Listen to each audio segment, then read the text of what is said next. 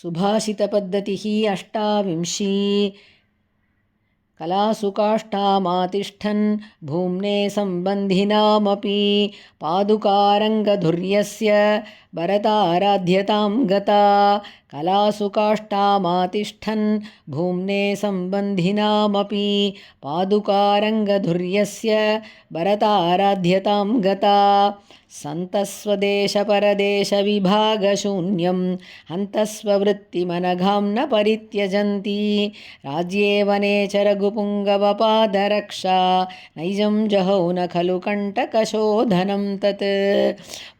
ब्रह्मास्त्रतामधिजगाम तृणं प्रयुक्तं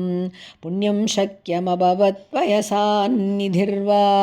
पृथ्वीं शशास परिमुक्तपदं पदत्रं किं वा न किं भवति केलिविधौ विभूनाम् अन्येषु सत्स्वपि नरेन्द्रसुतेषु दैवात् भ्रष्टः पदादधिकरोति पदं पदार्हः प्रायो निदर्शयति तत्प्रथमो रघूणां तत्पादयोः प्रतिनिधि मणिपादुके वा चरणमनगवृत्तेः कस्यचित् प्राप्य नित्यं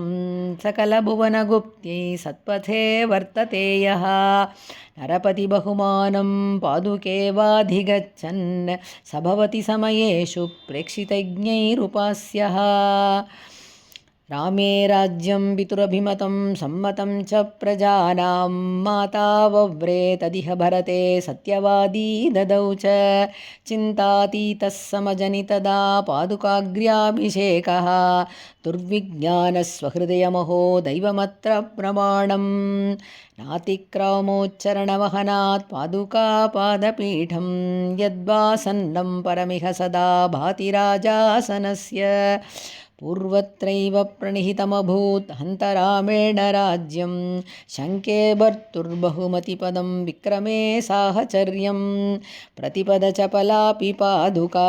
रघुपतिना स्वपदे निवेशिता